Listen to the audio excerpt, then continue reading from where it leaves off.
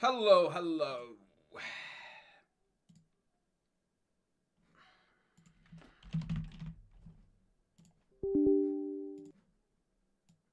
Hello, hello, hello.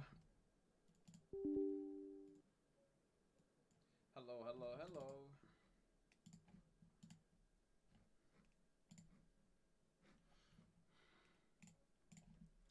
All right. Time to kick off.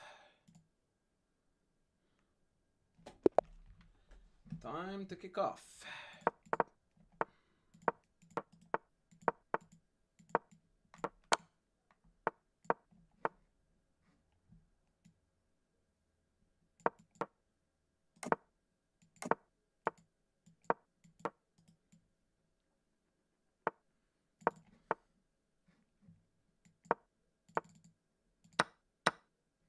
This guy's playing really, really fast. Really, really badly. Oh no, we are off center. Yeah, that's better. But now I don't know if the is the audio okay now? Back to the good old problems. Is the audio okay? What? Bruh! What are you doing? What are you doing? That's a check. And we are going to separate the rocks. Oh, that is sexy. So we separate the rocks so we can come in for the mate. That is ouchy. That is ouchy. That was ouchy. Okay, the audio is good. Thank you. Welcome in, Jazz. How's it cooking, man?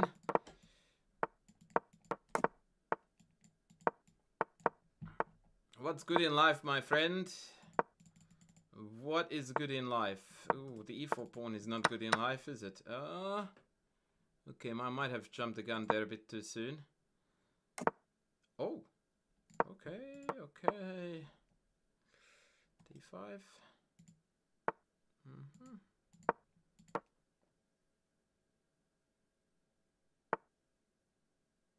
Oh yeah, that's the wrong title. Apologies.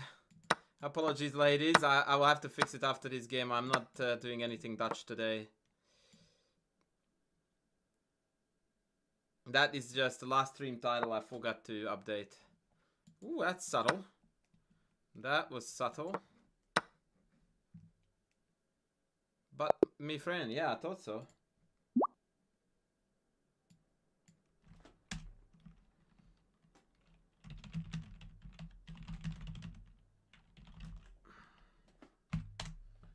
I don't know what to call it. I just came up with a lame title. Sorry. How are you going, lovely humans? How are you going? Are we en route to 2700 before I even jinx it? Okay. That's a scotch now, friends. That is a scotch against which we want this.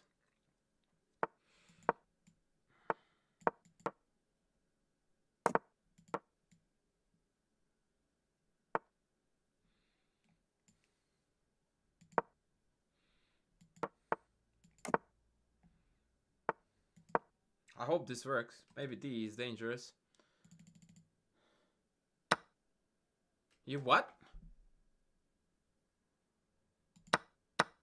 Is that a thing? Knight D, Knight D, Knight D, Bish D, Rook D, Rook D, Bish D, Queen D, backrank mate. Hello! Mr. Calculation! That's my name, baby. Mr. Calc. Gotcha, baby. Oh, that was so clean. That was a very neat piece of calc. Check is good now. Oh man, that was. I liked it. In case you can't tell, I did like that one. Let's not try to flag it now, though. Ooh.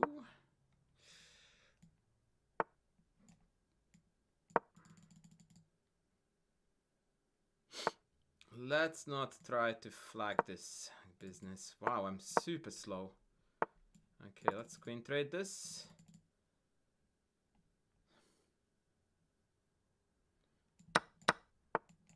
Thank God he took an eternity on the trade.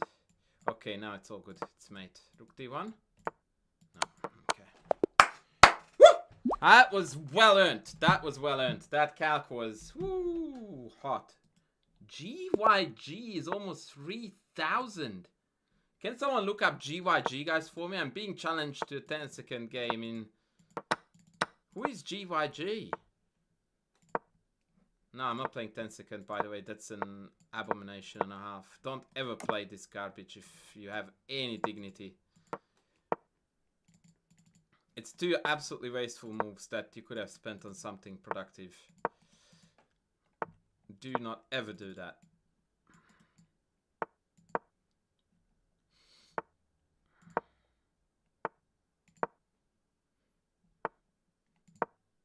She played that. I didn't really notice that my opponent was playing that. Okay. Now it's getting a little bit yeah, we're going off the rails, shall we say? We're going off the rails big time here. Yeah, I suppose I'll take that, maybe pin this. It's not that bad, right?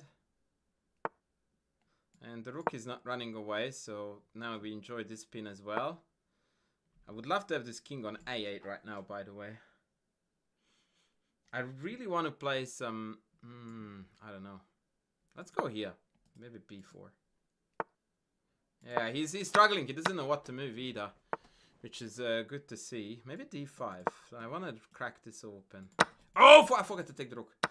Dagnam it. Okay, that was not good. Yep, back here. Now this is on. Okay, now this is on. Yep. Queen here. Yeah, let's take. Let's go here. I miss queen g6, but luckily it's not deadly yet. Oh, jeez, what to do? 94. Let's hope that he misses some mate. Not that there is any. Now on h1 maybe? No, let's go here. Don't know why I did that. Let's go here. Oh, that's neat. We just blundered the bishop there. I managed to thoroughly smack talk my opponent. And beautifully defeated right after. Nonetheless, the moves are utter garbage that he played, but it worked. Don't you love the fact that apparently we have got 111 viewers on YouTube and one guy is talking? Mr. Shubangi Kushawa, how are you going? Oh, really? Okay, let's do that.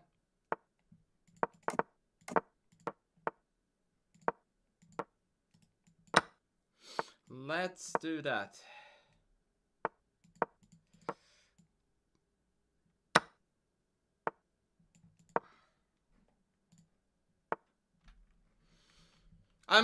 Don't dislike the Dutch. It's not my go-to opening, but on certain levels, especially certain club levels, it's an absolutely marvelous opening, especially for aggressively minded customers. Sorry, I'm updating the chatbot, so it's not doing its thing now. It's loading in a moment. Tapiosa King.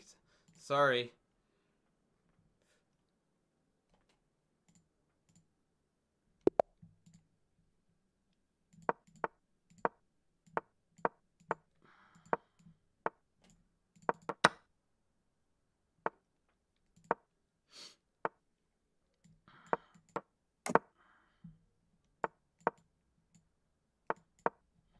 It's important to cut out 94. You can take that, and now b4, a4, b5 is the strategic plan. We covered that. I sucked in 94.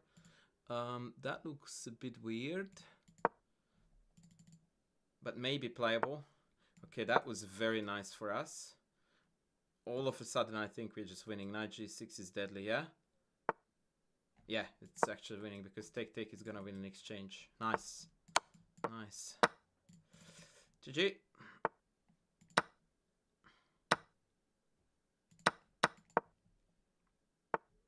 Yeah, it's too late now. You should have played this like 5 moves ago. 7.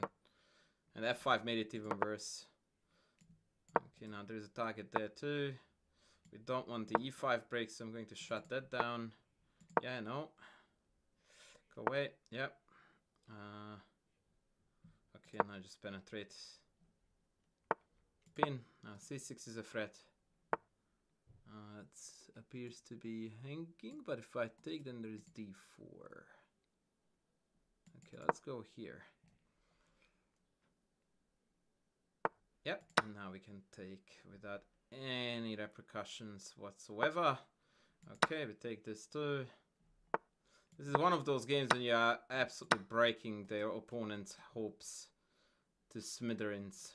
Like, I felt like I could even explain my thought process in a bullet game. That's not a common thing to observe. And I don't mean to brag, but you know, sometimes you have those moments. Let me just hook up the bot, guys, so that we're good. Yeah, it should work now, guys. I believe the bot is now good to go. So if you type analysis now, we are golden.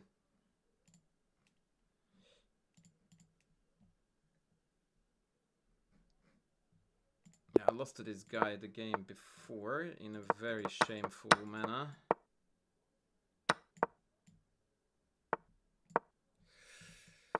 So let's see how we go now.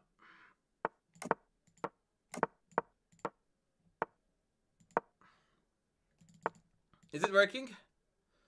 Can you check, please? Ooh, h6, interesting move there. This guy is something, man. He's playing, again, questionable moves very quickly. Okay, let's go here. Yeah, it does work now. Good to see. Actually, this was a bad idea by me because h6 is beneficial here because after bishop f6, I don't have the standard bishop g5. So now I only have bishop e3, which is not that good. I didn't think. If you could go queen g6 here, that would be $1 million though.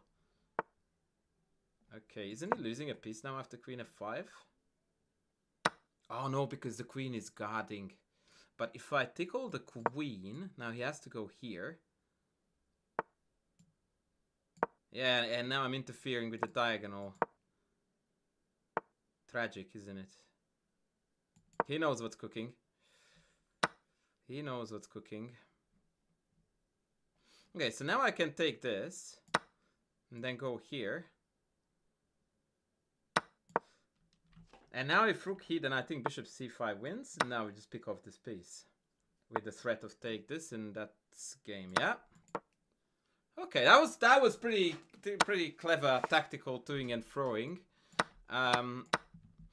I will be honest with you. Queen f8 is the reason why I despise the genre of bullet chess the most.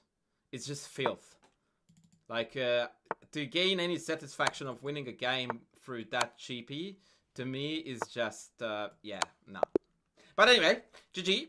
I don't want to sound bitter or salty, but I don't consider that to be, in any way, shape, or form, being crafty in chess. That's just dirt.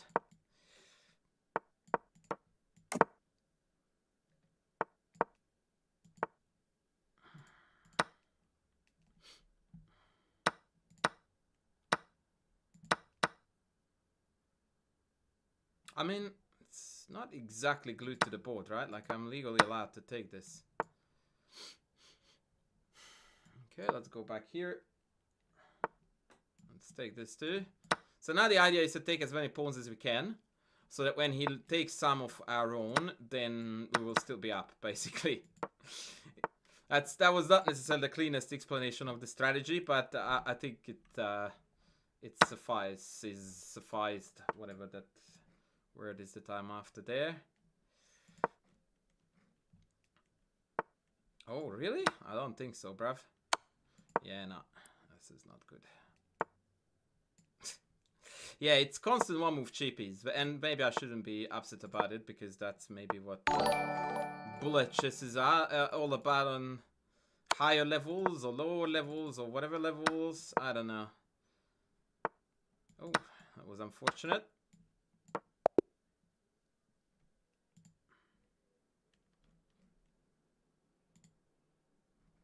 Thank you. Who were you? Oh, Bakkayum Gaming with the sub. Thanks, buddy. Where's my water? He is! Can you get me some water, please? Oh, this guy. Sorry about breaking your eardrums. No!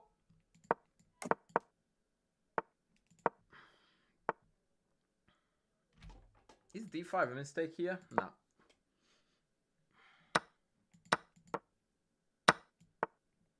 Oh! That's interesting. Can I take this? Yeah, that's like an exchange here.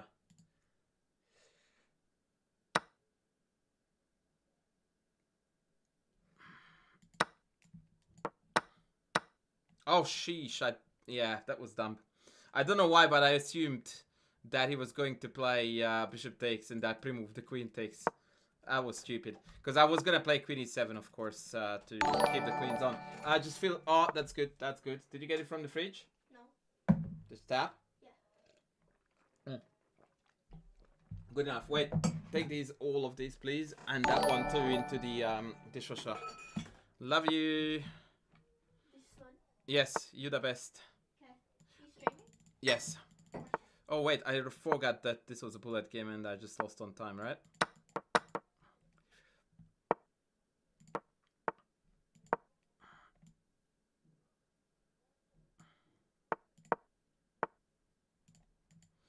Oh, probably we're getting mated here.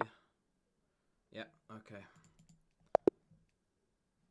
This guy is not playing good chess at all and he keeps on beating me. What is my FIDE rating, Hamid? I have been inactive for like a million years, so my FIDE rating is irrelevant, but it's 2377.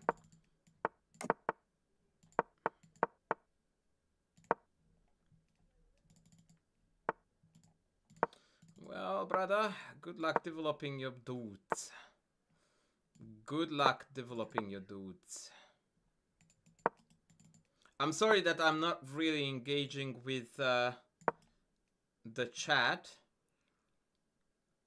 but it's a bit tricky when playing bullet, at least for me. I'm sure that Tanya can write an absolute top-class novel while he's playing world-class blitz, write a bullet, but I cannot.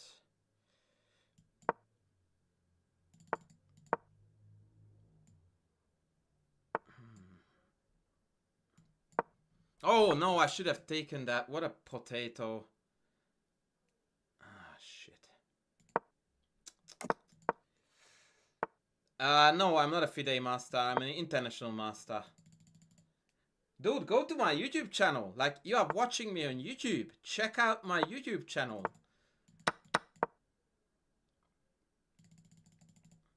And you will get all the goods. Hello, Queen.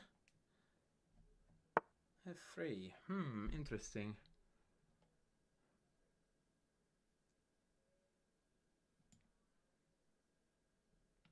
I don't know, maybe it was sound. He fluked it, but it looks like it works.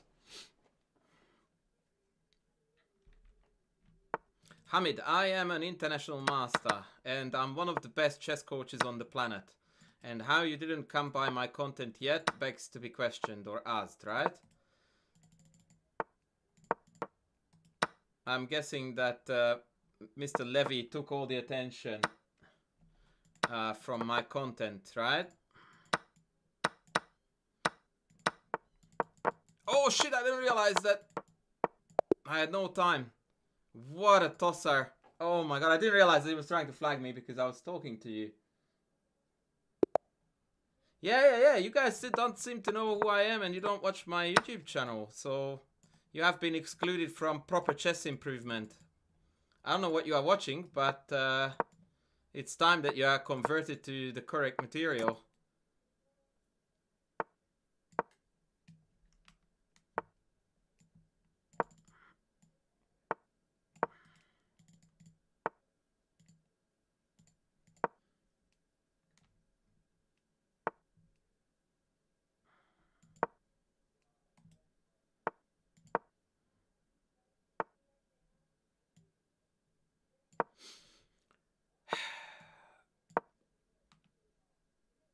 Coach got cooked by an amateur. dude, this is bullet. Like, I'm gonna get cooked by all kinds of individuals. And frankly, it's totally fine. It's totally fine.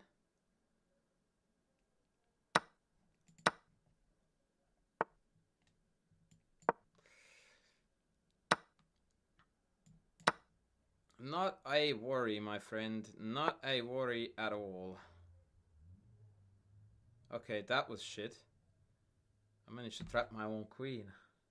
Fuck. I was completely killing it this game. This pisses me off. Because this was not meant to be an L. And I'm definitely taking an L now. Oh, mate. This hurts. This one hurts. This is the first one where I'm really genuinely pissed off. Like, this guy is now beating me 3-0. And in all 3 games, he was, yeah, just playing absolutely inferior chess.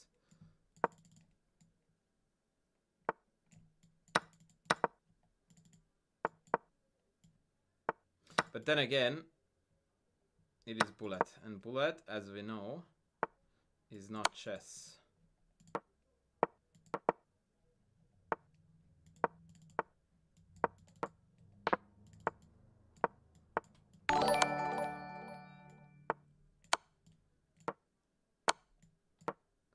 Woo! Clean, baby! That is clean, baby! That was clean. Ha ha! Oh, that was clean. That was clean. You pretty new to chess or been playing? Bro! Oh my god.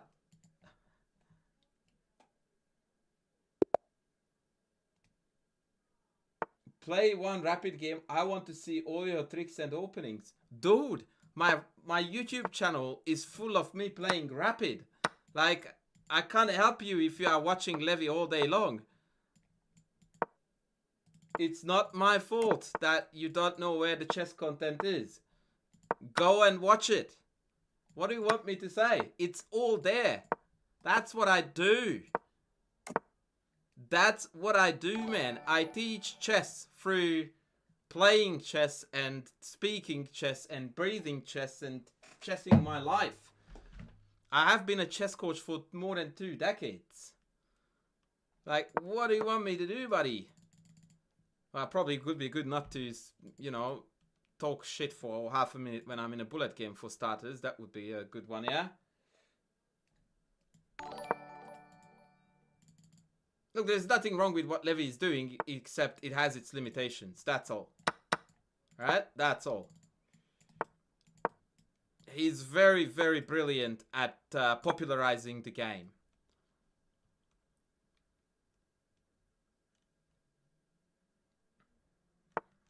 Dude, I don't give a single toss about what Levy is rated in what.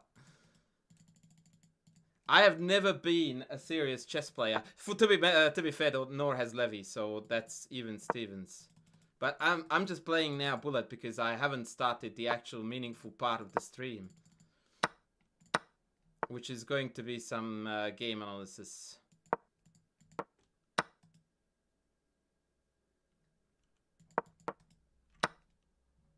Yeah, fuck this. It's funny, by the way, how I lose to the lowest rated players.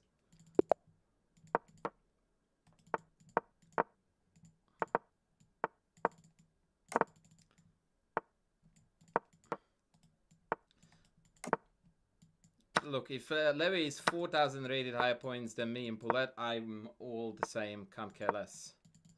I'm a chess coach. I pride myself on my accomplishments in that regard and in that department. Like hanging a pawn on e4 like a champion is one of the things I do better than anyone else in the biz. I also am a chessable author.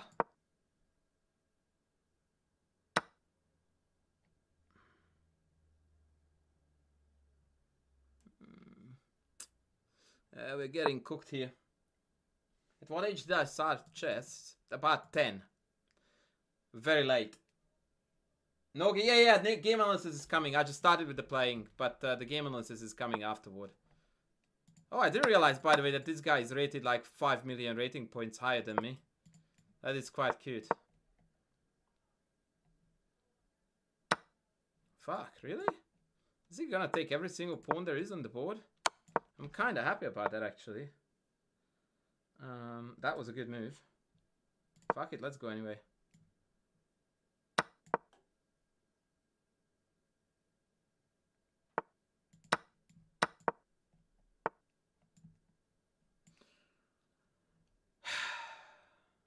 This dude is good. This dude is good.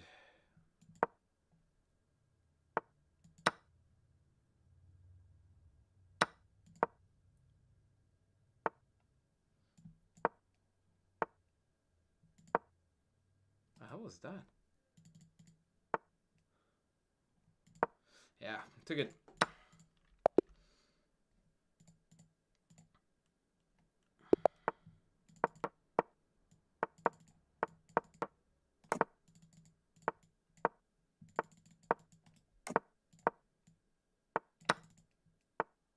Queen d3, really? Let's just go back. Let's just go back. Let's go here. Okay, let's take this. I don't know what this guy's doing.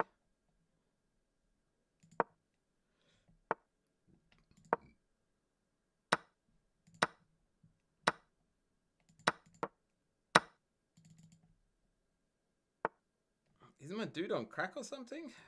This rook. So when he takes, I go check, and then we take the queen with check. Otherwise, he's mated. He's going to resign right now.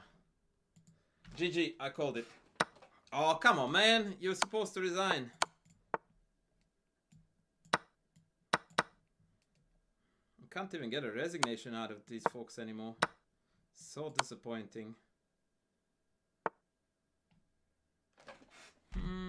Okay. Maybe now? No, maybe now? Still no. Check. When a bullet player sees a check, a bullet player gives a check. That's a golden rule of life. That's how it is. I really, really don't understand people who keep on playing positions like this. Like, what's the point?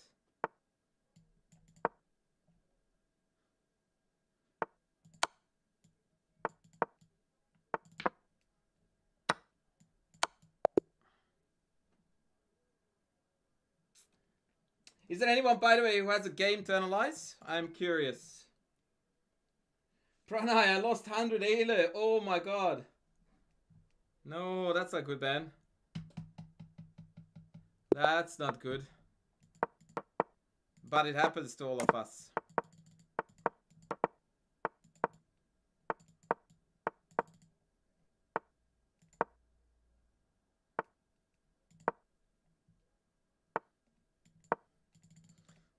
It happens to most of us at one point, buddy. No stress. I really don't know what I'm doing here, but just shoving the pawns up as far as they go is an appealing concept. Okay, let's keep the tension. Tension is good. That's what I teach. So let's keep it, ladies. Let's keep the tension. Oh, shit. It would have been better to keep the tension and not blunder 5,000 pawns. I have a clever idea. Take, and then bishop d4. No, it didn't allow that. But unfortunately, after c4, I will still have to do the same thing. So take, bishop d4 pin. Oh, no, he doesn't allow it again. So now we escape unscathed. So now this is just game. Or should be.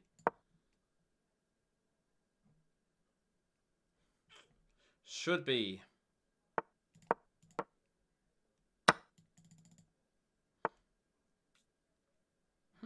Queen c3. Okay, let's defend the pawn.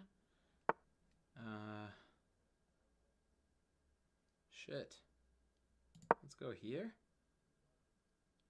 e4 is gonna hang in the end. It's kind of important. I wish I didn't have to trade rooks though. That would have been even nicer. h3.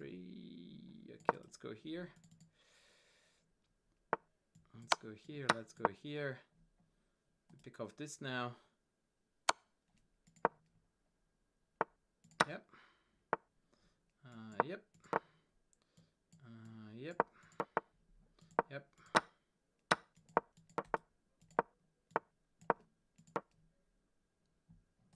shit by me, by the way. Oh, really? I lose on time. Bugger it. Bugger it. That hurts.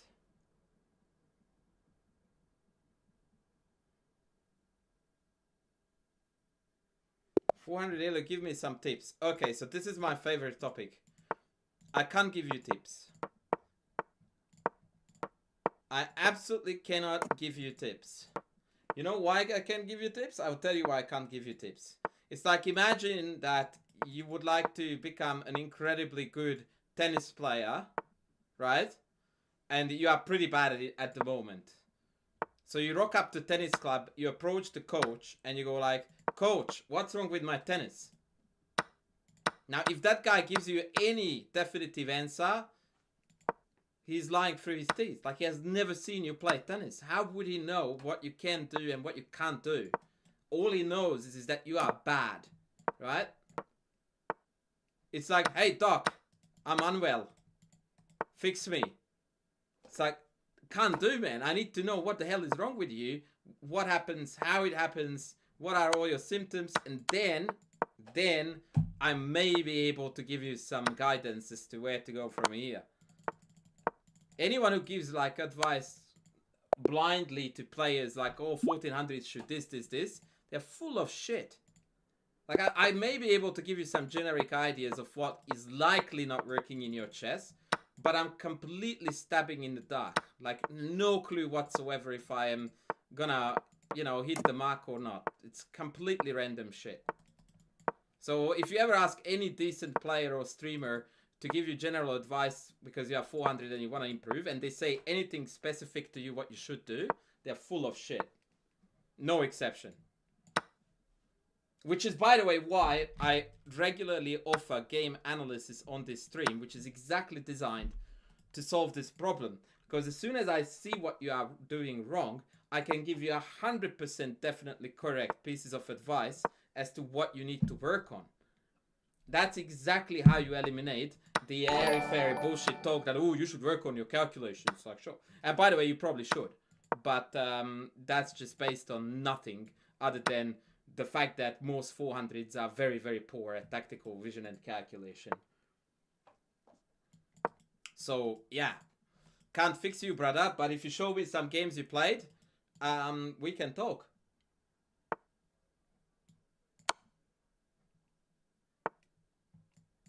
Alright.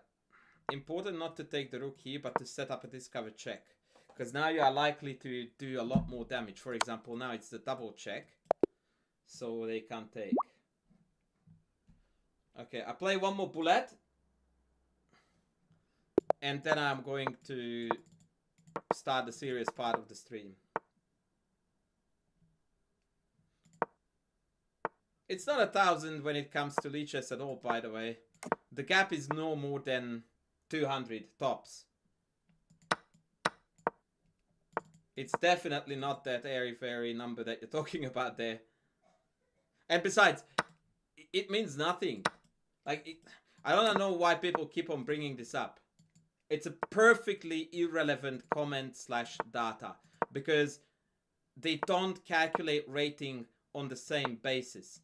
So one is not more accurate than the other. It's different. Right? It's like you're comparing light blue to dark blue and you're saying that that's not blue. Yeah, it is. It's a different kind. And it's not superior to the other. So, yeah, I don't like it when people get hung up on why the leeches rating is different from the chesscom one. It's because they calculate differently. It's maths. It has nothing to do with chess strength. As a matter of fact, everyone has got the right rating on both platforms. If you play the correct or the right amount of games, your rating will settle in. And it's gonna be less or more on one side than the other. It's not because that side doesn't know what they are doing, but because they use a different method to calculate your rating. That's it. Yeah, actually I noticed lately, because I played a fair bit of bullet over there too, that it's almost now on par. I don't know if they adjusted anything or whatever is cooking there, But I noticed lately that it's evening out more and more.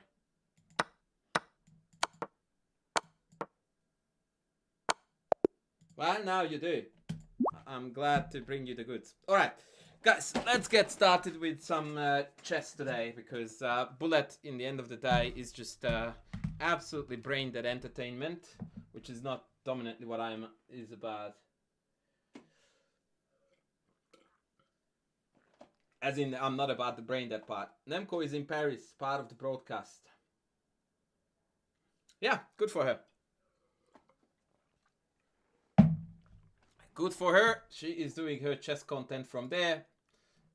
And we are doing our chess content from here. What is it that we would like to see today?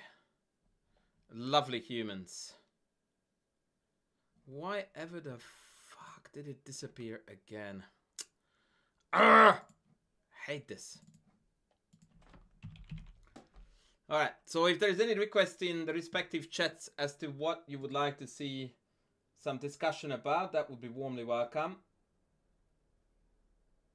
Yeah, Jazz, what was your opening advice question?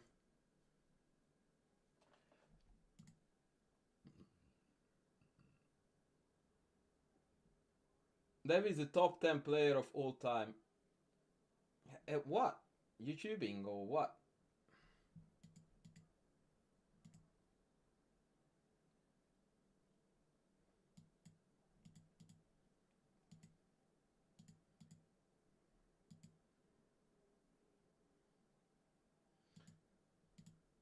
Oh, you're struggling against the G6 line in the Panov. Well, Jez, I have got a piece of advice for you, which I did tell you already last stream. No, I didn't.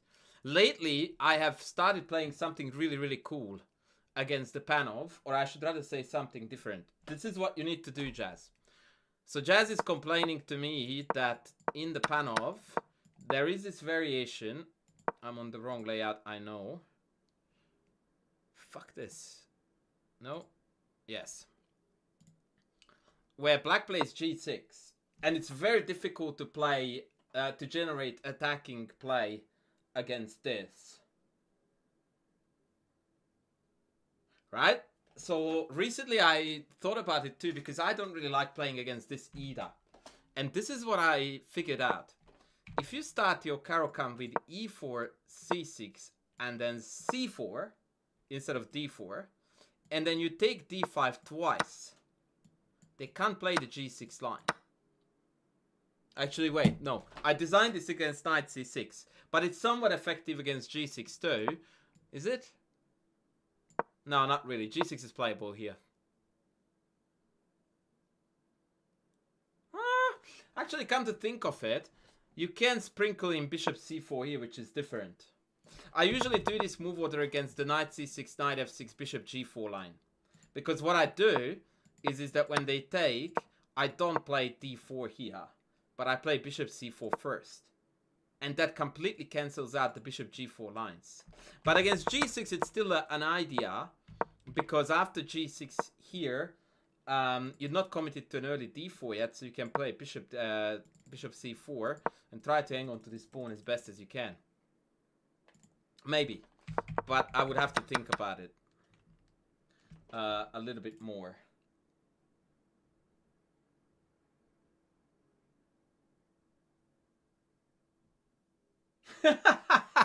Okay, there's a little bit of a Levi Rosman cult going on in the YouTube chat, and I'm all for it, guys. Like, go to town. Go to town. Go to town by all means. Yay, shout out for Levi.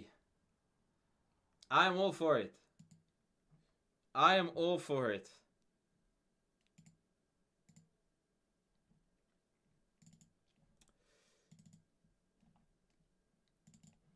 Nothing wrong with a little bit of Levi love. Levi love is well placed.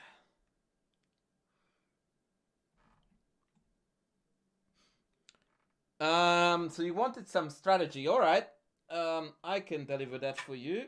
Let's have a look at this fantastic book. It's a little bit of a heavy hitting, but I will try to make it more accessible for all of us. So we are going to have a look at Rock Solid Chess by Grandmaster Sergei Tivyakov. It's an absolutely fantastic book, but I would not recommend it below 2000. Having said that, most of us in the chat, most of you guys are below 2000, and yet we are going to learn a lot from this.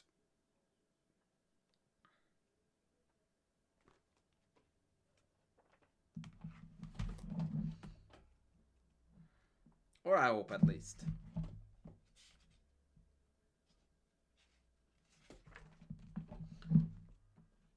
No, I don't have the new book by Rios. I wish I did, though.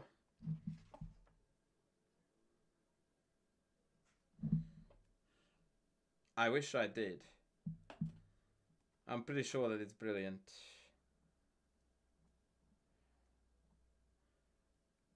Okay, no, I changed my mind. Bear with me. I will be back in 2 seconds.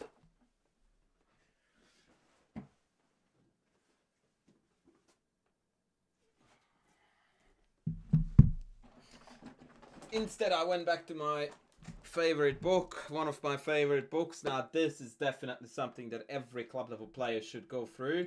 One of the best chess books out there ever. And funnily enough, it's not written by Levi Rosman, but Johan Helsten.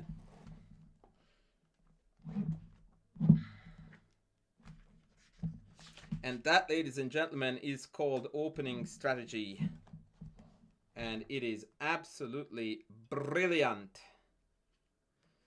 Brillante. And we are going to have a look at a game from this marvelous book.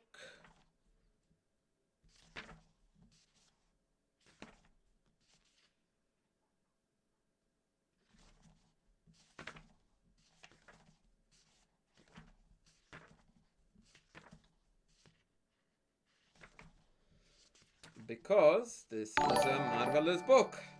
Thank you, thank you, thank you.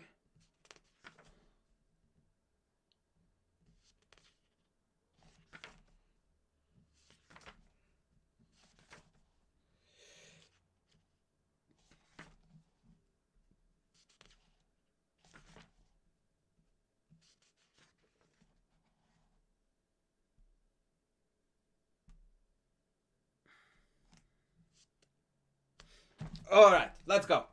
Let's go. I've got the first game good to go for us. It's gonna be a bit of a tricky one, but worry not. So, d4. By the way, the players are Hetnek against Groten, the famous Dutch author. c4, e6, knight f3, b6, queen's Indian defense. How do I rate the Vienna? I mean, it depends on which Vienna you're talking about, but if it's the e4, e5, knight c3 Vienna, it's pretty shit.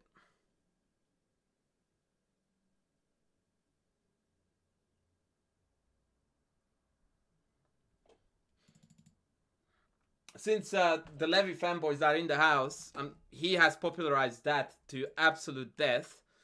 And yeah, it's really not that good. It's really, really not that good. The lines that I recommend in my chessable course against the Vienna are absolute rippers. Anyway, back to business. Bishop a6.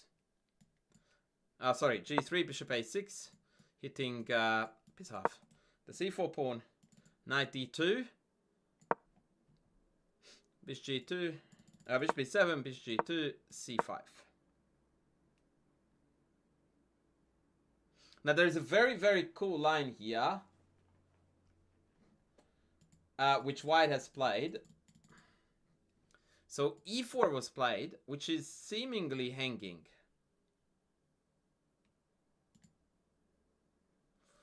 I'm pretty sure that Levy has given up on the GM ideas, by the way.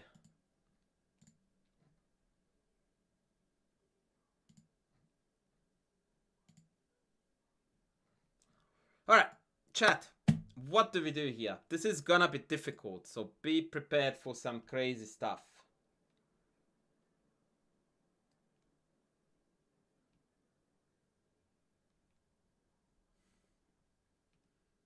Pranay, I don't even know what you're talking about with knight f6 and Scandinavian gambit, but whatever.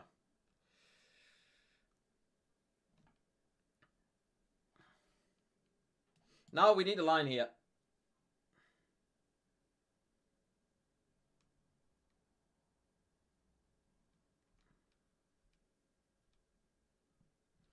No, it's not d5. It's a lot more tactical. We have got something cooking here, and that's what we want to exploit.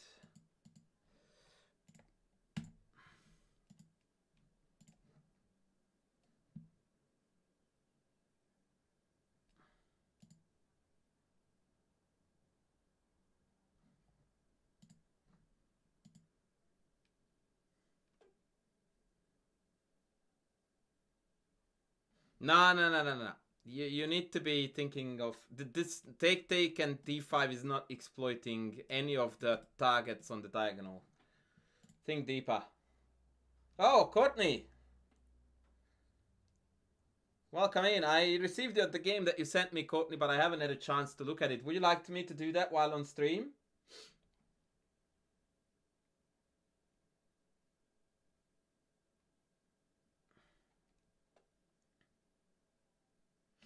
No, Queen C2 would fail to exploit it too, because then the knight is free to move.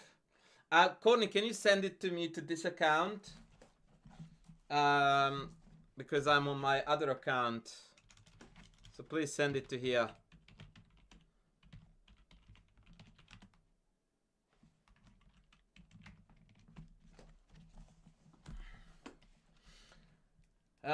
Everyone is missing the tactico here. No, Cheshire Rat is correct. 95. Creating a pin on the knight. And hitting this. However, there is a trick here that we need to know. And that trick is that there is knight c3 here. And now white has got a winning sequence, but it's very tricky. It's a very unusual idea. Obviously, the idea is that if we take the knight, we lose the bishop, and then that's poo. We can't take the bishop because the queen is hanging. Seemingly, black has outsmarted us. But it's not quite the truth.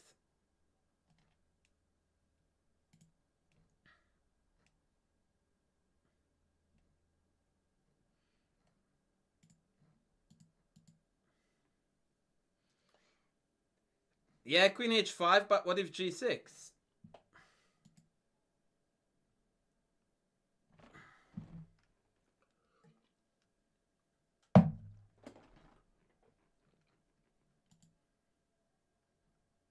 What if queen h5, g6?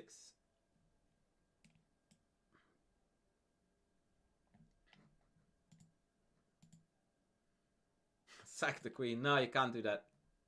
Good idea. Interesting idea. So what such a thing is take, and take here. But unfortunately, after knight f2, king f2, cd, the king is too loose. The pieces are disjointed. Black is slightly better here. But that's a very clever idea, Tindy. That's a very clever idea. Now, the idea is queen h5. Sorry, we need to go back a move. So queen h5. Threatening mate and threatening to take. Black has to play g6. And here comes the insane move. Queen h3. Queen h3. And now the bishop is defended. Both of these black pieces are hanging. The only way to deal with that is take. And after queen takes, black is left with two hanging pieces. It is absolutely beautiful. Stunningly beautiful.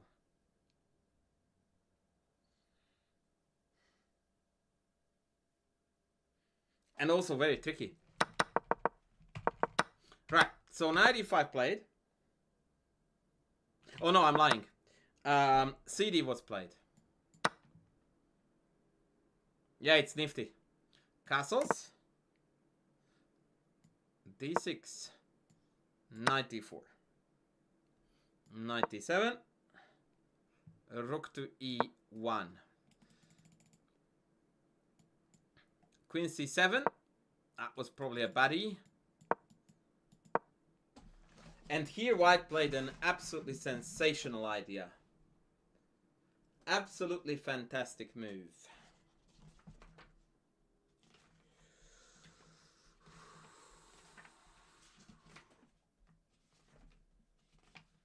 What was it?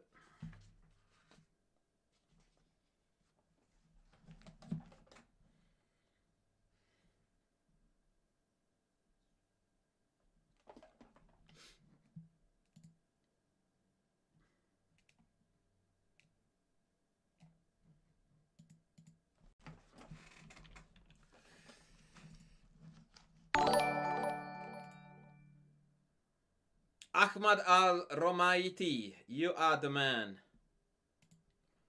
Thank you for the sub.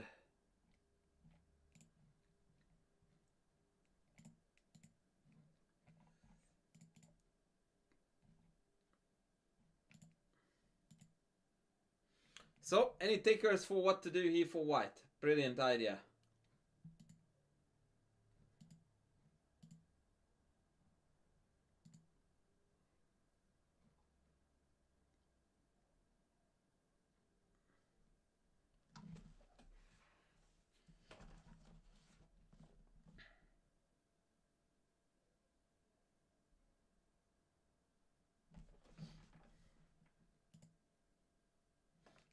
Queen A4. Hard disagree there. What do you do after A6? Courtney, message received. Thank you. Remind me after the game to go to you.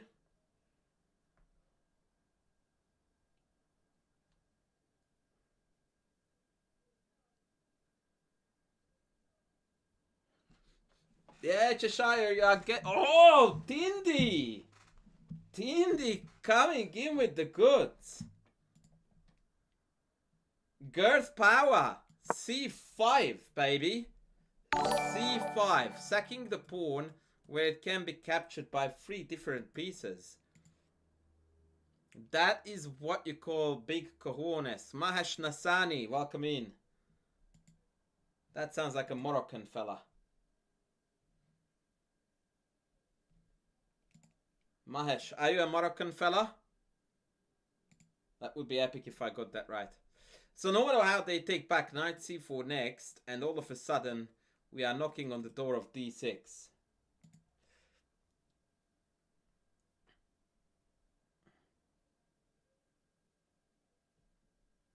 Here's how the game went.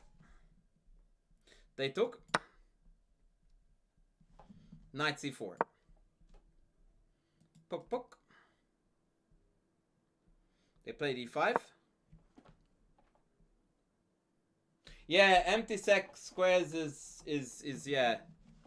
Is big brain energy is what you meant.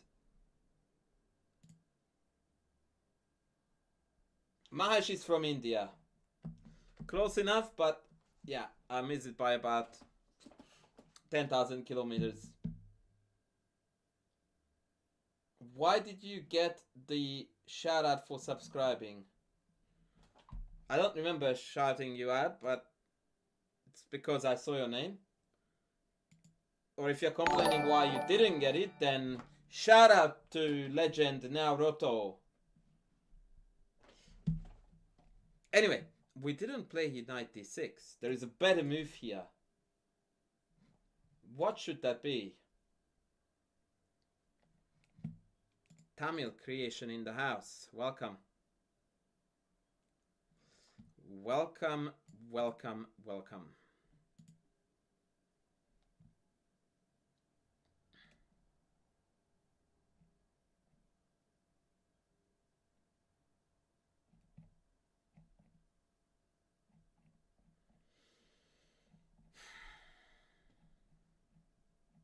There's a better move than knight d6. What is it?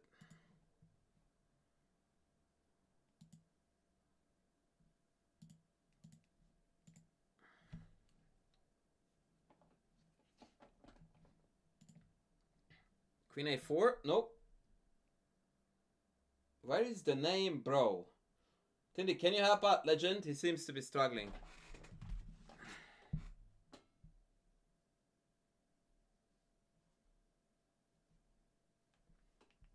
F4 says unknown. Unknown gets the credit, ladies and gentlemen. F4. We are trying to blast this file open too, to ensure that this king is gonna get into as much trouble as possible. Excellent. Bishop c6 played. A bit of a dumb-ball move. I'm going to give you a hint here. White didn't play the check again. They played something else. The reason why they don't, by the way, is because after take, the king is fairly snug here. And after knight f5, king f8, there doesn't appear to be an obvious way to go on. So what do we do? Kawasaki, there is a pawn on e5, so I don't know what you're trying to say.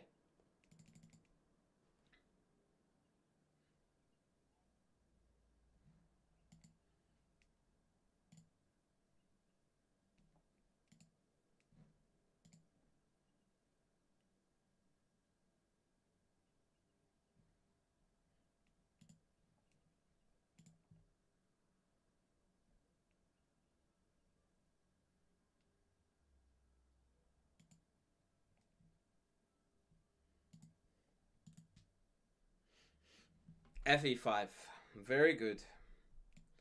Fe5, bishop b5, ef. We really want to do something here. Bishop takes c4. Seemingly we blunder the piece. But now comes the second wave of this pawn avalanche e5.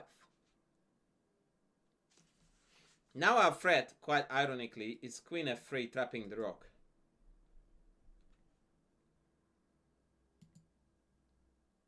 So black had to play a6.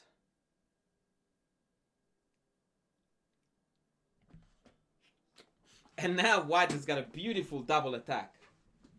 Who can find here the winning move for white?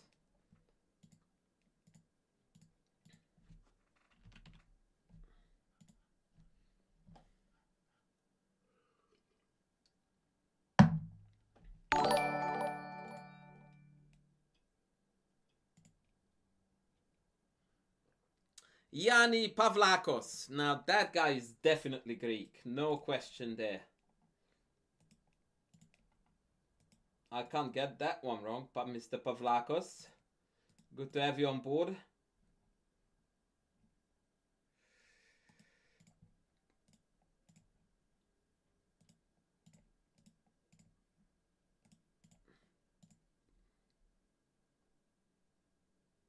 Yeah, queen g4.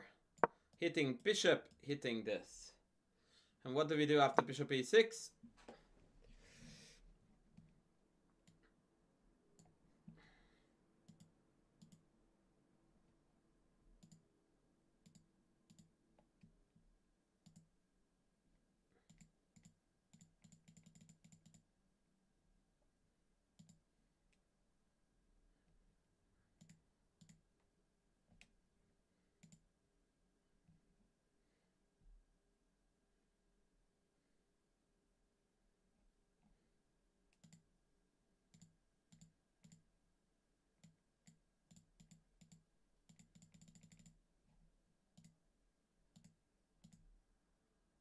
Take the pawn. That's it.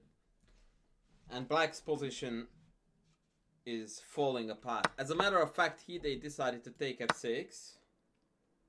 But after queen c4, fe, the king got stuck in the middle and it's all over. What is our move? The cleanest win.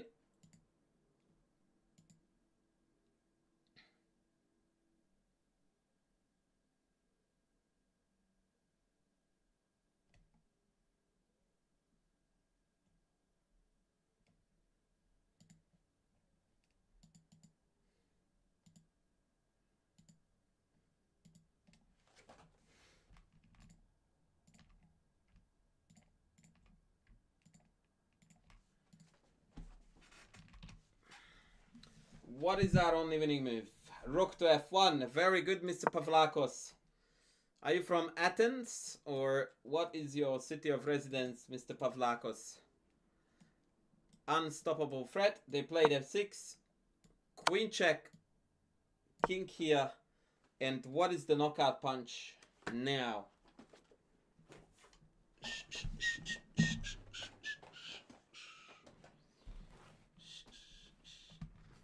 Yeah, bishop a8 is low T move. We don't do that.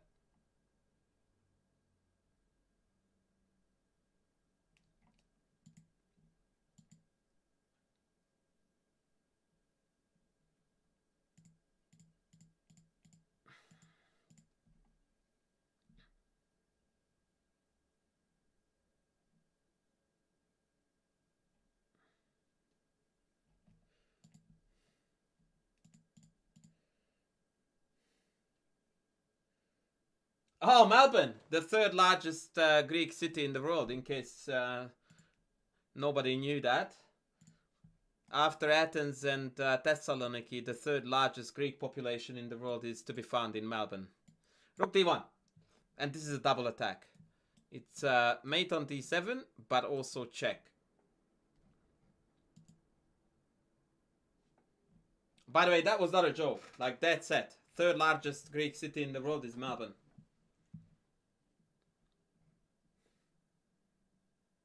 I just told you. Athens, Thessaloniki, Melbourne. Yeah, bishop g5 gets star points, but we are going to win the house with rook d1. So yeah, check, bang.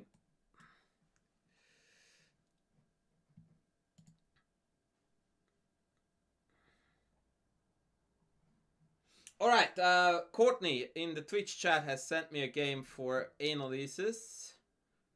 Oh, sheesh, okay. She sent me a lead chess link, so we need to tread a little carefully here. But we're going to make it work. We're going to make it work.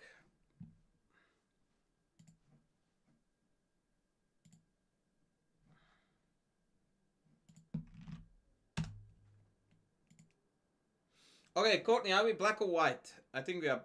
Well, I forgot actually. What are we, Courtney?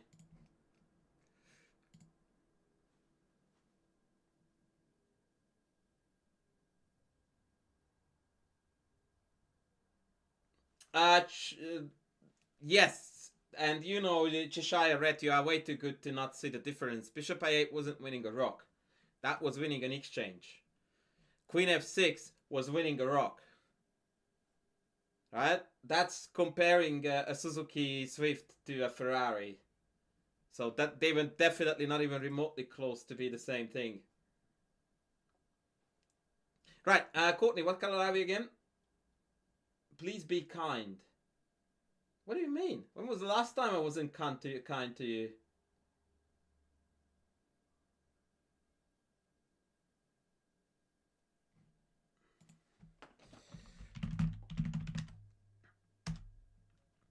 Uh, 11 years. You know the conditions of entry for a game analysis. Courtney, I feel hurt by you specifically requesting me to be kind. Okay, let's see what's cooking here. Knight c3 is already sus. Nah, it's not, but it's suboptimal. Yep, it's good. That's good. That's good. That is also good.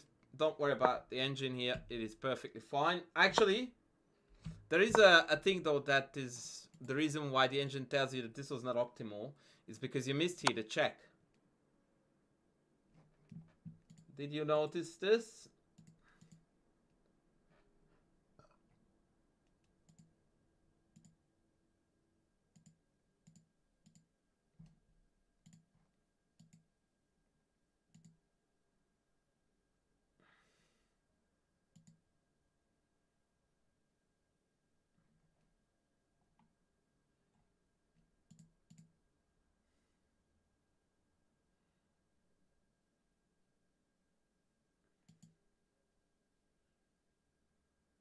I don't think you see the point, Courtney. The point is that no matter how they interpose, they will have to ruin the structure.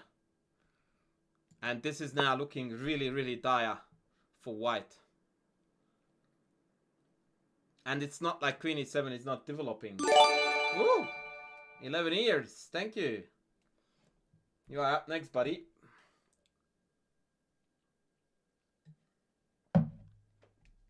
Yeah, that's the point. So the check ensures that no matter which way they interfere, or interpose I should rather say, after take, it's going to be split pawns. And these are really bad split pawns. Yeah, queen side, why not? Of course. Okay, bishop h5 played, no biggie, but we didn't spot here something sexy. Check. Yep. So now he's allowing you to rectify this by taking. And we didn't do it. You can send it in the chat 11 years, or you can just send it to my Chesscom account, which is Principal Chessable. Yeah, Courtney, why are we not taking this? We are in an endgame, Courtney, where 3 isolated pawns is a very compelling reason to give up the bishop pair. I think you misjudged this big time.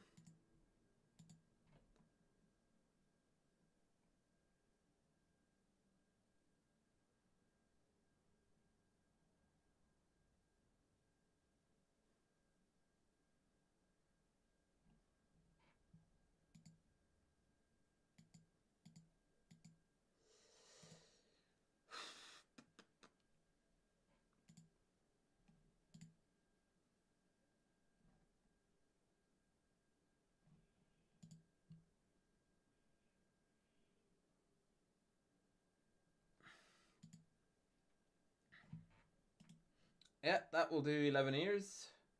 You like your bishop? Well, yeah. And you don't really have a reason to like it, because very soon you're gonna be hit with g4, knight e5. So, yeah, no. Like, yeah, g4, bishop back, knight g castles, and this bishop is goner anyway. But now you're not even going to get a ruined structure for it. So that was misjudged. That was misjudged. Okay, 95 good, castle's good. Takes bad. Takes good. Yep.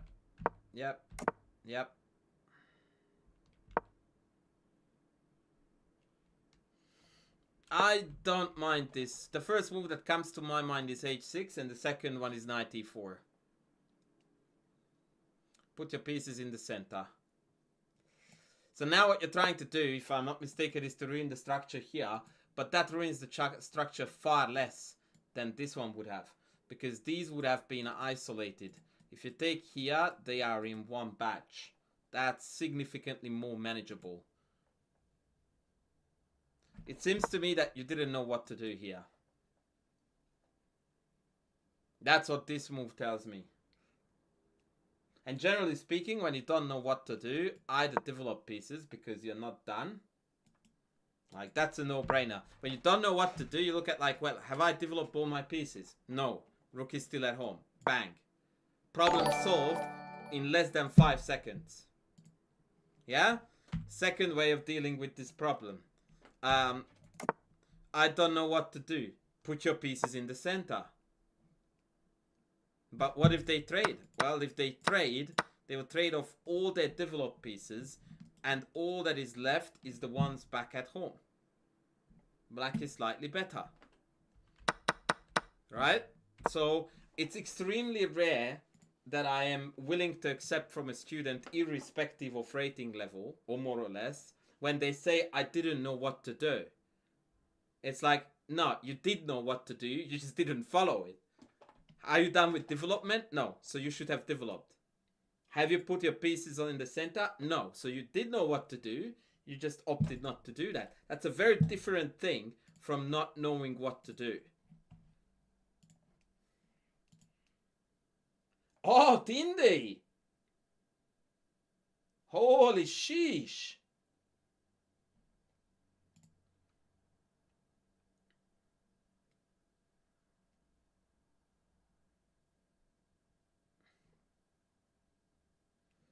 Tindy coming in big. Right, let's move on. Bishop b4. Not bad, by the way, but suboptimal.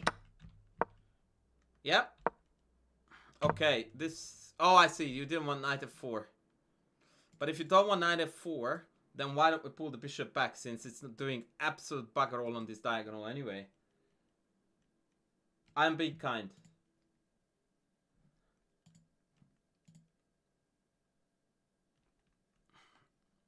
So, since the bishop has become jobless and knight f4 is pending, bishop d6 makes perfect sense.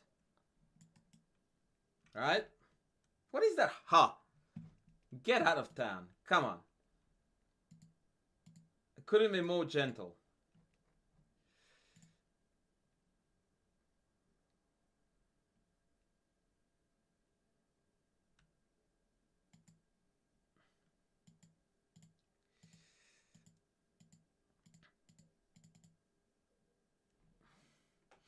Okay, we played h6. That's far less impressive. Knight f4, bishop for good. Please play bishop d6. It's winning a piece. Please play bishop d6. It's winning a piece. Yes! Yes! Brillante. Absolute brilliante.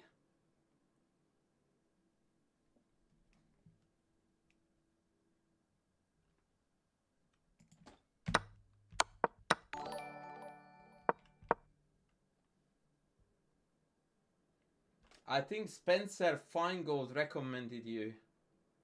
Who on earth is Spencer Feingold? I know Ben Feingold, but Spencer Feingold is brand news to me.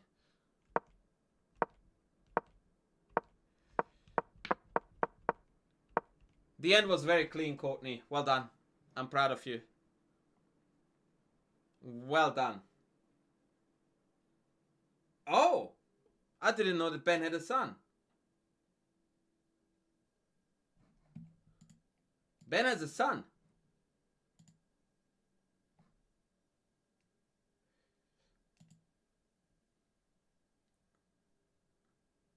Good on you, Ben. Bring on. Spread the seed, brother. Spread the seed, brother.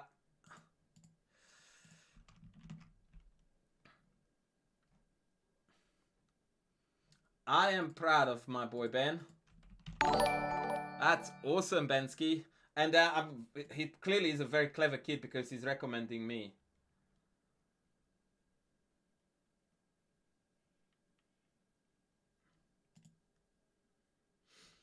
Alright, Courtney. Only small adjustments. Other than that, this game was pretty good.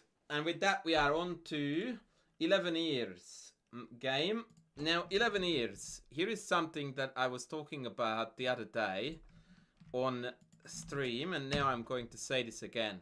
If you want to practice, the last thing you want to play against is a bot. It's the worst possible way to train chess games. Ben is a Rizzler Sigma, right?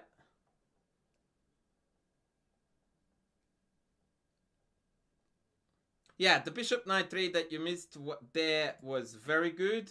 The bishop 4 knight trade that you instead went for was less good.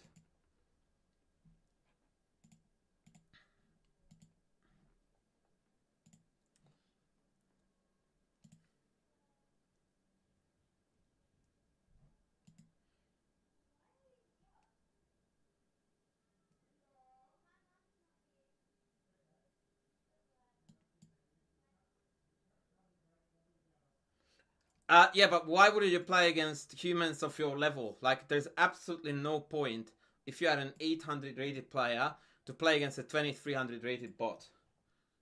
And if you are thinking that, oh, it's good because it's much stronger, I will learn a lot from it, no, you won't. And the reason why you won't is because they don't play the way humans do. No, not open. Ooh, yes, open. Thank you. Cheers. Thank you. Much love. Oh my god, awesome. Sunflower seeds, folks. This is the best shit ever. Right. Okay, let's have a look at the game. So the reason why they are not good partners is because they don't play like humans do, and they don't make the type of mistakes that humans do. That's the long story short. Now let's get on with the game.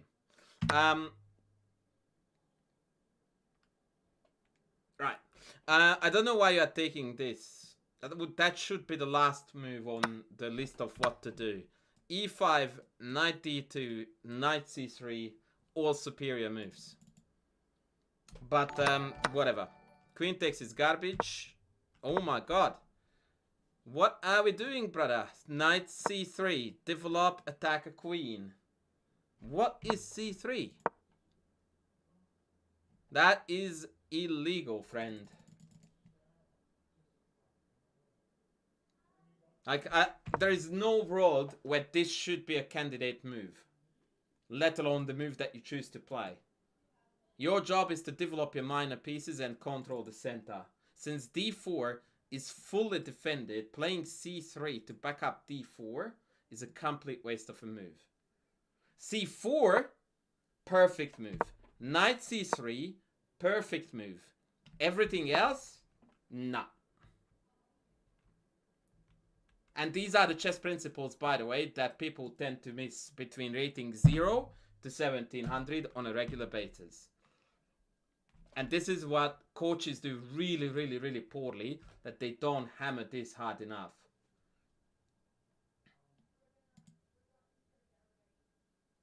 Okay, moving on. Inexcusable. Yeah, now ironically we transposed into a C3 Sicilian. Yeah, very good. Very good. No. There is just not a chance that this is good. By the way, I really hate that the engine is offering me analysis. I want that gone. I don't want this analysis. Holy shit, man. Like, you sent me a giant game. Okay, so, be free of all moves. Why would you do that?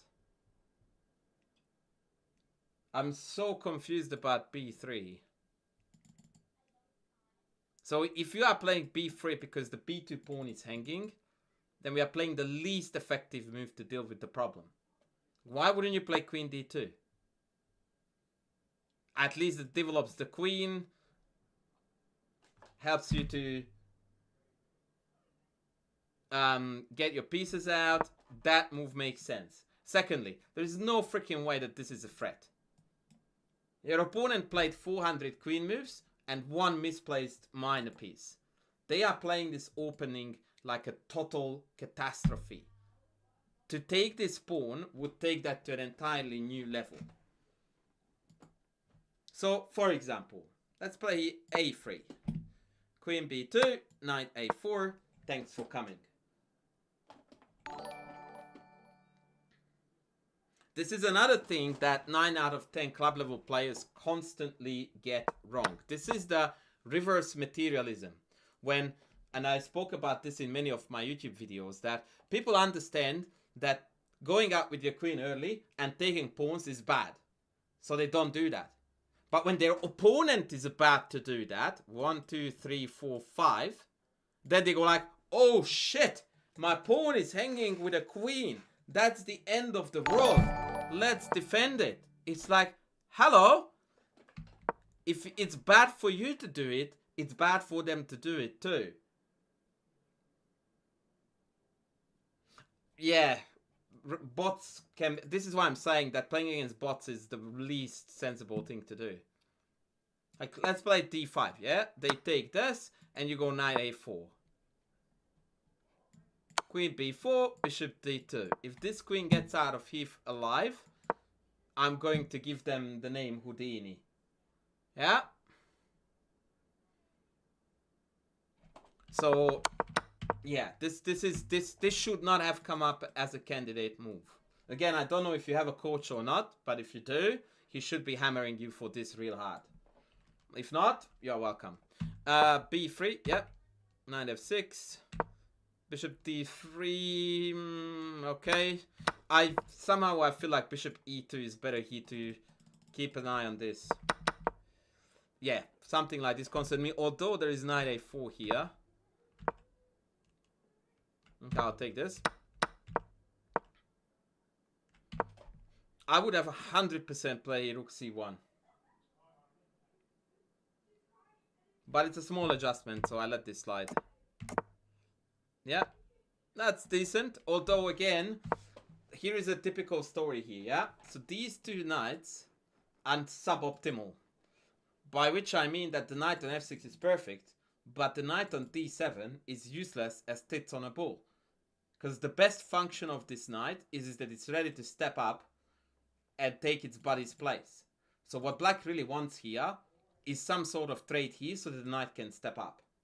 And you are doing exactly that. You give meaning to this knight by playing knight e4. If you just play any random move, this knight is not having a good time, and consequently nor is the bishop. Now black needs to solve problems. By playing knight e4, you are solving their problems. Because now they have got 1, 2, 3, 4 total no-brainer moves to play. We have created no problems to our opponent, and we solved their existing ones.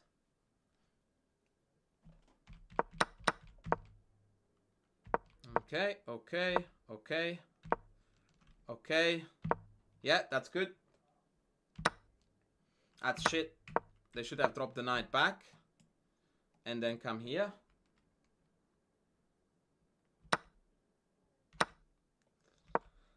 Yeah, yeah, very good. Now we have got a firm blockade on these pawns, and white is slightly better. Very good. Rook d1 is a no-brainer. Oh my god. What is this? Dude, what is king h1? Hello? Like, that was a mouse slip, right?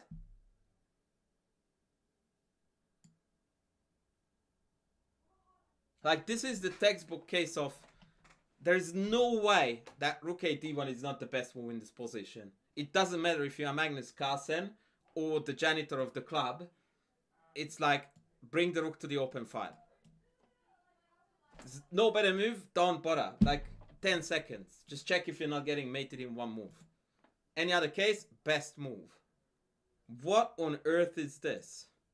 You wanted f3. Why? What is the point of f3? Explain that to me like I was 2 years old.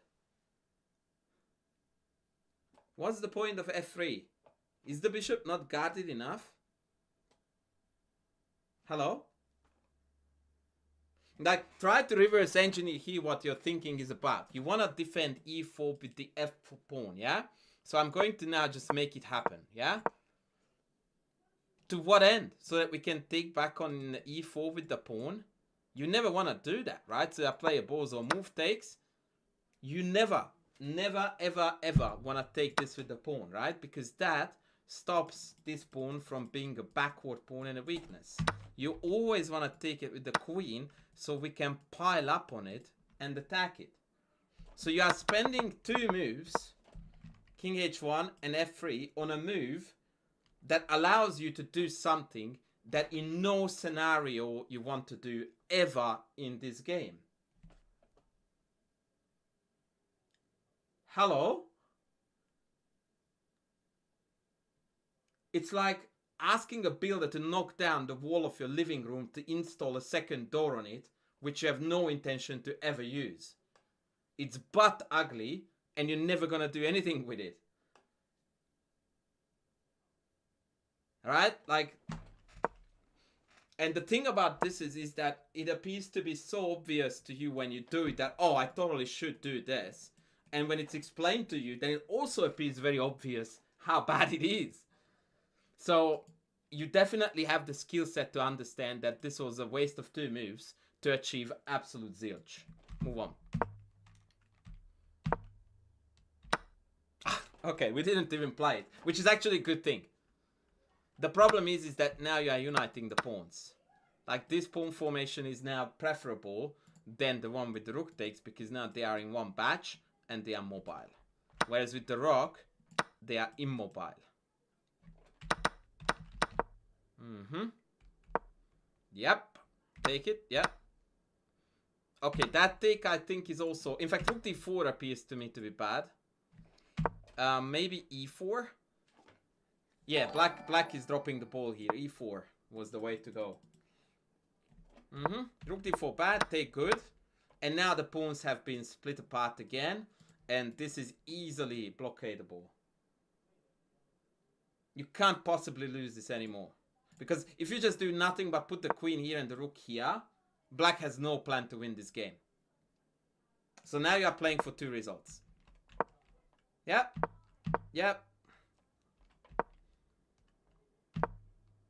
Why are we losing this?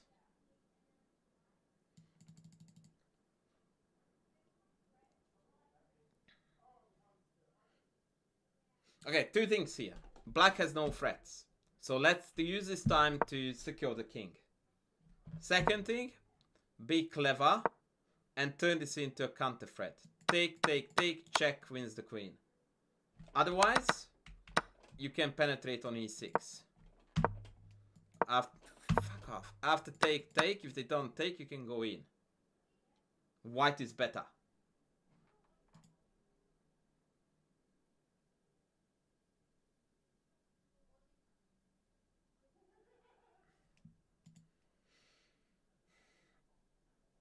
Right? But queen d2 to me was like the worst of both worlds, because now you just lost the pawn for nothing. Yeah, this move was completely inexplicable. Like, you could have just played this first, and then you wouldn't have lost anything. Because now after bc you can take back with the queen. Yeah, I don't, were you in time trouble, or what was this queen d2 business about? Or did you blunder the mate?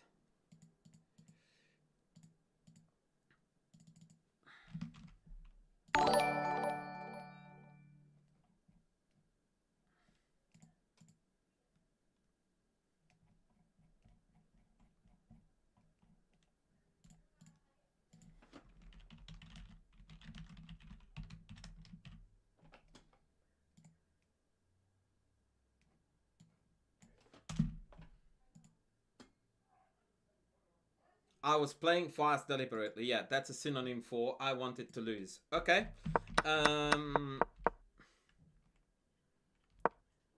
If you're slow, play longer time controls. Thanks for the treats. No problems. Appreciate it, man. Thank you. Yeah, like, if you are slow, why are you playing 3-3?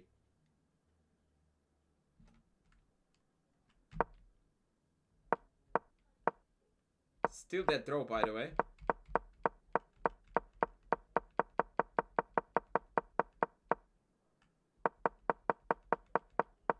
How did we lose this?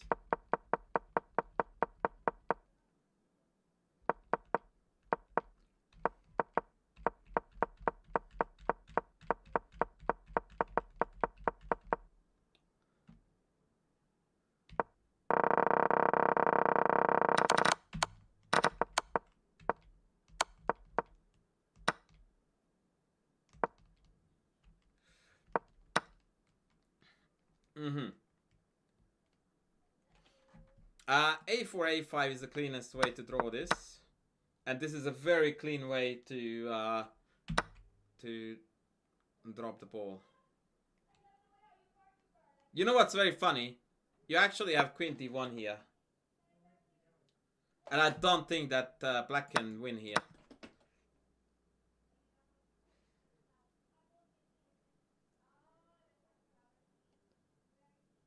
I don't think it's winnable for black.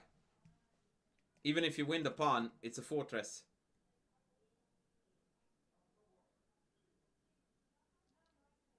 Alright, so let's say queen here, rook here, takes. And all you're going to do is that you keep the rook on the d file so that the king can't come in here. And as long as you manage to do that, I would never put it on a dark square, or keep it on light. Like, I can dick around here, but there is no progress to be made with the queen, right? And all you do is keep the d file. Just keep the d file so the king can never cross. I can come up as far as here, but I can never ever cross to get in here.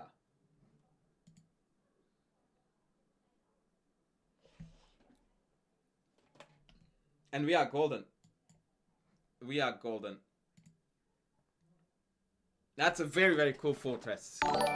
This one is one that even Magnus Carlsen would believe in, who is known for not believing in fortresses.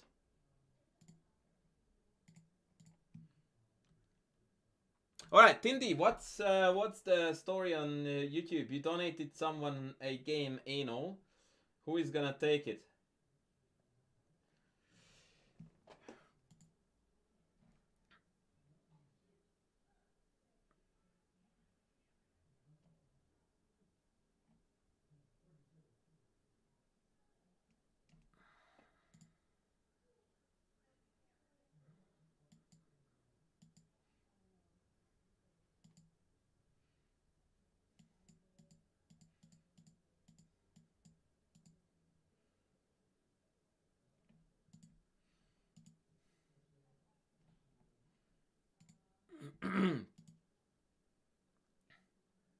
On Chess.com, yeah, I am on it.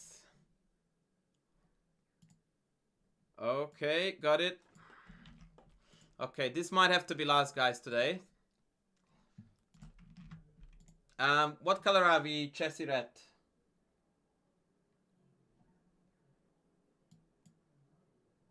No, I got it already. What color?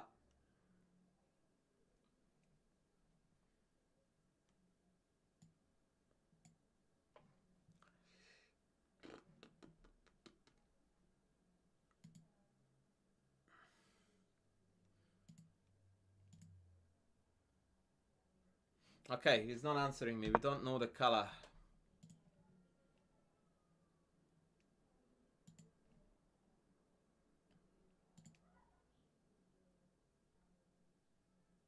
Okay, we are white. I figured it out. Good. Okay, let's go. This is a cool line in the Grimfeld. Respective ratings, 16 hundo, 16 hundo. What's the time control? 600. Is that 10 minutes? Yes. Cool.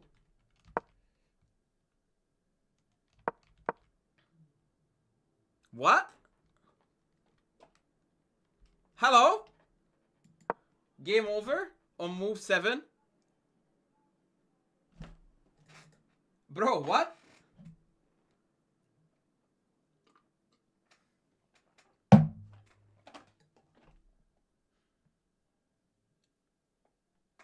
This is not sucking at the Grimfeld, my friend. This is overlooking a kindergarten tactic.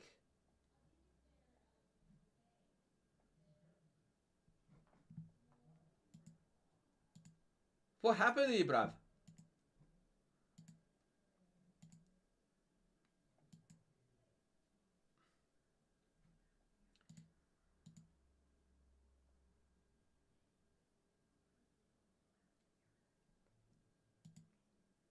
That was a brain fart and a half. Yeah, but see, this is what I always find fascinating with club level players, that they have these preconceptions about their own chess, and they are almost always false. Like, you are selling me this game with the premise and with the plot that you suck against the Grimfeld, and on move 10, it's plus 10 for you. Right? So, in reality, we don't know yet if you suck against the Grimfeld or not, but what we certainly do know is that your tactical vision is lacking. Oh, piss off, Tindy. One move blunder, man. Like, this is not IM level chess.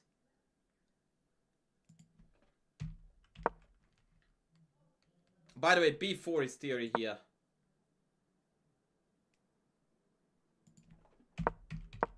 Okay, so we missed a game-winning tactic here.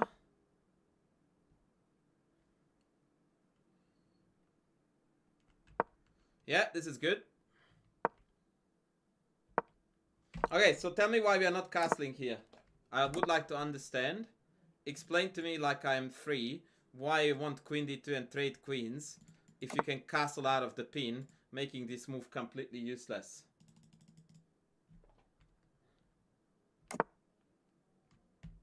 Why queen d2?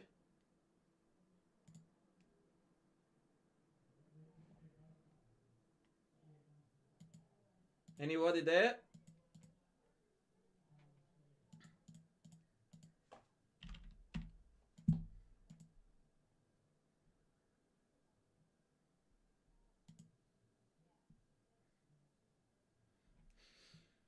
No, we're not getting any answers. That's depressing. That is wildly depressing. Yeah, queen d2 is, to me, is inexplicable.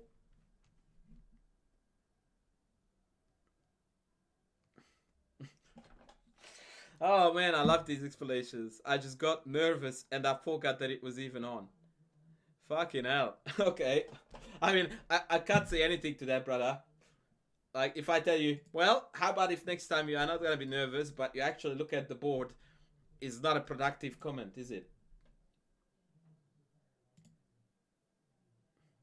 Yeah, but that's the point, that this is not a battery, because before you could even light it up, it's already out. Yeah, there is a delay. Quite significant, unfortunately.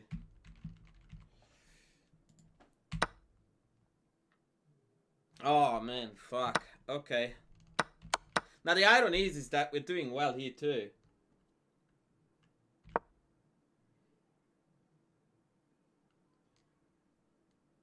Okay, this is absolute garbage.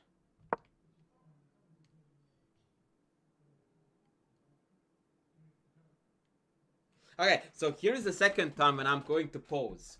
You started this game that you suck against the Grimfeld, right? You missed the game win. You played a suboptimal Queen D2, and we are clearly much better with white.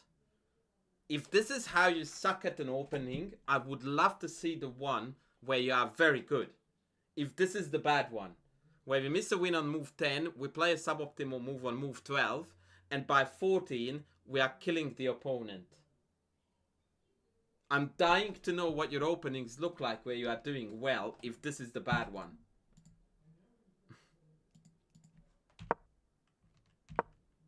What?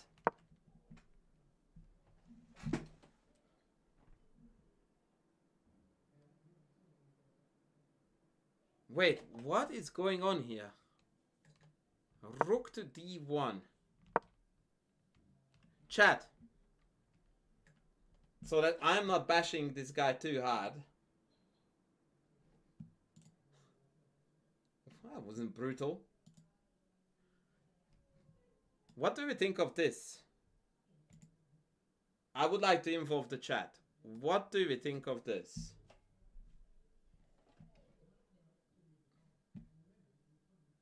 That it don't need to get much better. What Discord do you want, Akamush?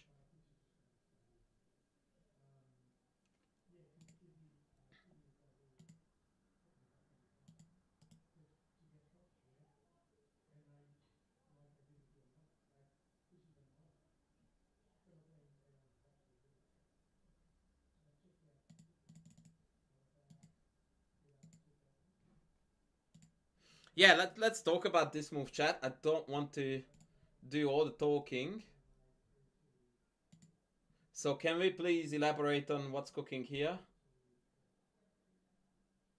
Someone says rook belongs to open fast. Well, that's not an open file. Okay. Too hard. Don't worry, I can take it. That's what she said too. It's top engine move. Not in a million years. And even if it was, I couldn't care less.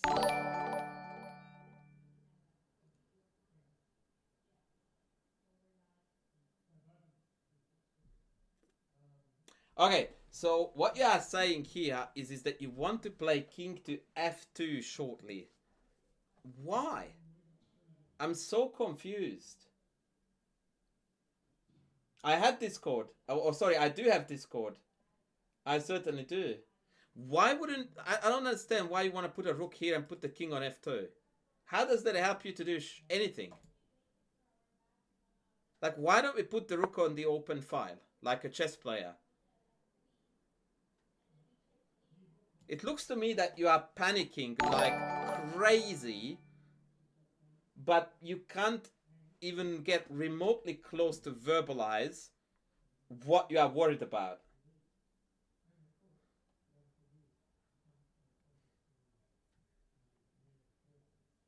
Like, why would I want to... If I played rook d1, king e1, king f2 here, I mean, I wouldn't undo it, but, like, why? I just don't get it. And also, this rook coming to c1 makes infinitely more sense because it's very clear that the rest of the game is going to take place on the queen side, right? And you want to play rook c5 and then rook here. It appears to me, Cheshire, that at certain points, and this is a very, very, very, very, very common mistake of 1,000 to 1,500 rated players, you don't think in terms of move to move to move. You try to think in global concepts, like my d4 pawn is weak, which is just total bollocks, by the way, because it's not. and it's not threatened, it's sufficiently protected. And so you play a move on the premise of, I need to protect my weakness. Exactly. Like, this is total garbage. Or rather, no, that's too harsh. It's totally, it's a non-productive way of playing chess. Like, you single out one feature, the d4 pawn, you decide that it's weak. It's not. And then we fabricate an entire narrative around that one thing. And usually, and this is exactly the second part of the story, we then connect it with, oh, I lost a game like this 2 years ago. Except that that game was a completely different position with completely different circumstances. So that memory is irrelevant. But because of it was a loss, it stings. And we feel comfortable and comforted, really, that, oh yeah, I lost that because of the d4 pawn. That fucker is not going to happen again. I'm going to bolster the shit out of this d4 pawn. Whereas, if you actually just remove yourself from the personal part of this and you forget about your memories, you go like, is my d4 pawn hanging? Answer, no. Can my opponent attack it in the next move? Also no. Hello? Like, why would you defend something that is not hanging and can't even be attacked next move? Why can't we look at this position and go like this? I'm ahead in development. I'm dominating the center. My piece coordination is infinitely better. And I am the first one to get to the open file. I'm completely winning. Isn't that a lot closer to reality? Like, how can we say that I need to defend the d4 pawn? My version is that I am outclassing the guy, dominating the center. My pieces are beautifully harmoniously developed, and my rook is ready to jump on the open file.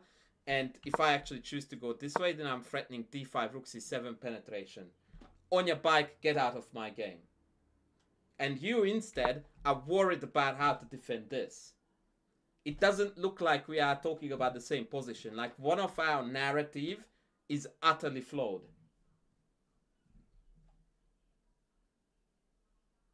There is not really any other key feature than what I highlighted. Better development, better central control, open file. All of this is for white.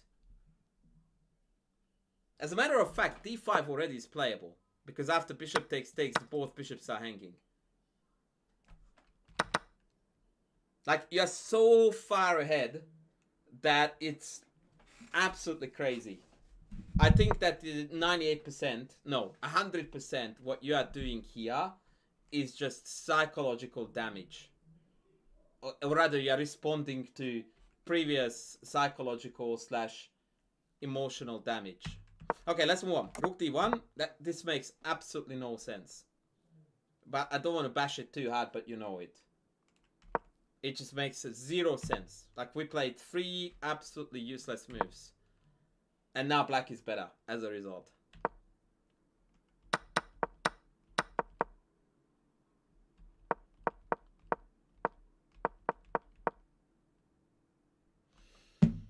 Yeah, like, you won this game for your opponent, man. Like, they did nothing to earn this win. They did absolutely nothing to earn this game. This is what we call in the biz theft. And also donating a win. And then he messes it up.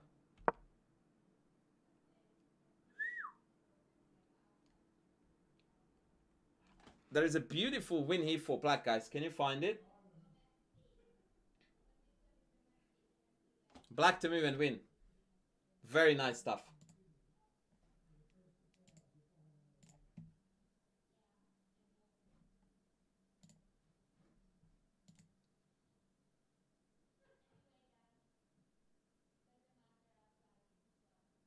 The only difference between the rooks to c1 was the d5 idea. That's an answer to the Twitch chat. Yeah, rook takes c1 wins the house. Because knight d3 check next wins, no matter how you take back. Check, take, and queen. And it's over. But instead your opponent decided to bring you back with a draw.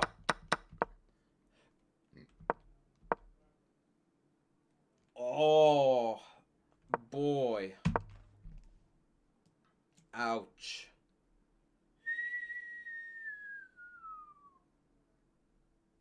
That stings. I guess it was time trouble. Please don't play this out. Thank you. Yeah, this was a more of a psychological session, like a psychology therapy session than chess.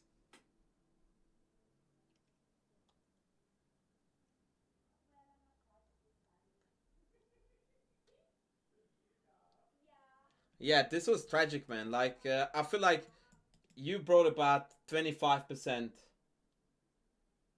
of your chess knowledge to this game at the absolute best. Like, you're so much better than what you did here. And it's because of your, you know, holding yourself back with these imaginary burdens like, oh, I suck against the Grimfed. No, you don't. You're completely winning out of it, like, multiple times. Like I said, if this is how you suck against an opening, you are destined for success in chess. Because you absolutely fucking aced it, like a champion. But then, instead of playing chess, we started creating airy-fairy, pie-in-the-sky problems, which you then continue to solve, and that has led to our defeat.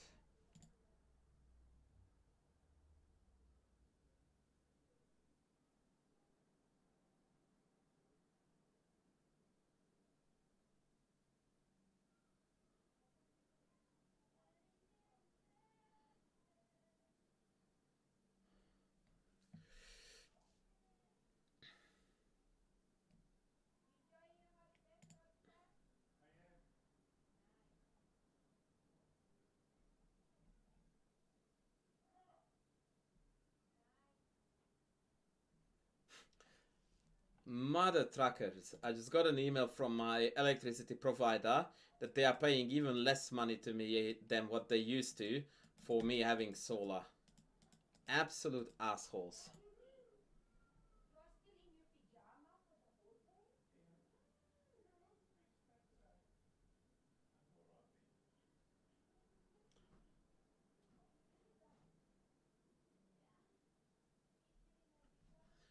I didn't insult anybody, guys. You can act like sissies, but every single one of you know at the bottom of your heart that this was quality coaching.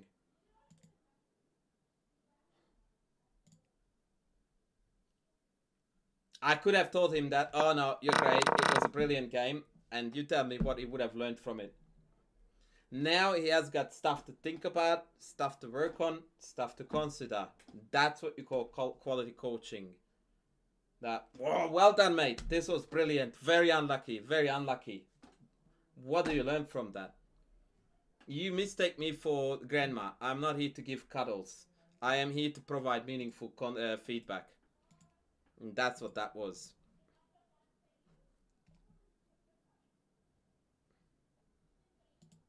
If you want cuddles, go to grandma. If you want to know what's wrong with your chest, you are at the right place.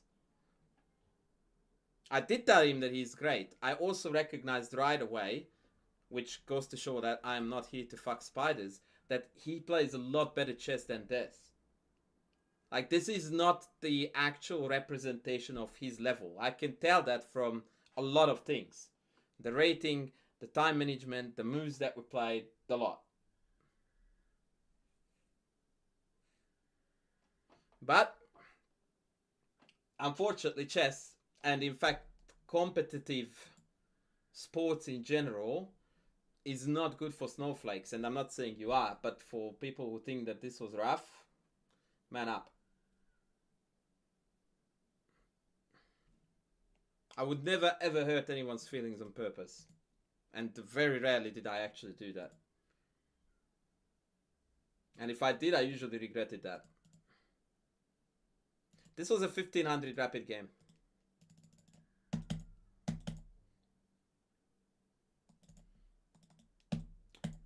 1500 rapid. Yeah, it's closer to 16 actually. Yeah, fair.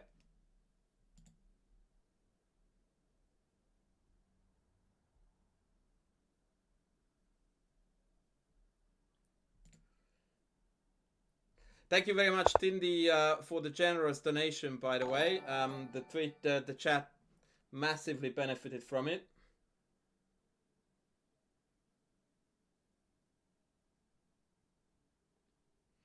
Hello, everybody. Hey, I Frion. Thanks for joining the party, brother. I'll bite a little bit late. I'm about to call it a day.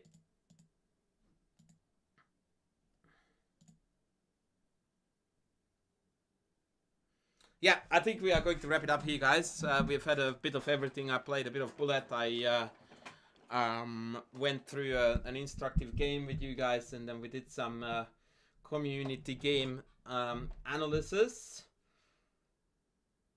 So that is all fine and dandy, and the only thing that we need to do now is to find an appropriate customer for raiding.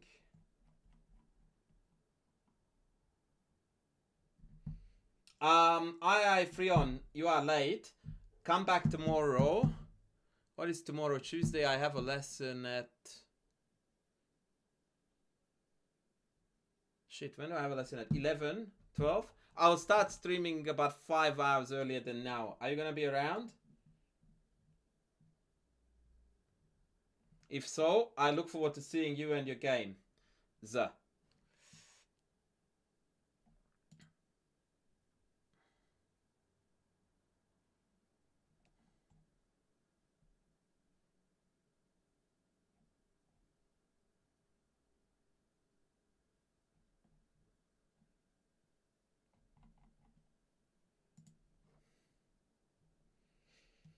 If you have got any inquiries about chess lessons, you can find me at chesscoachondrash@gmail.com. Same as my YouTube channel.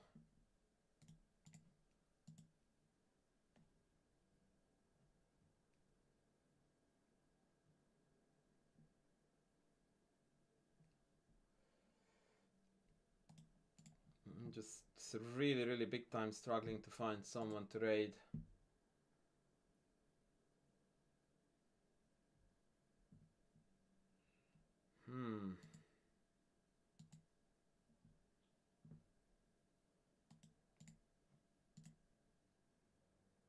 Oh yeah, I know what we're doing. Okay, no worries, problem solved. Problem solved.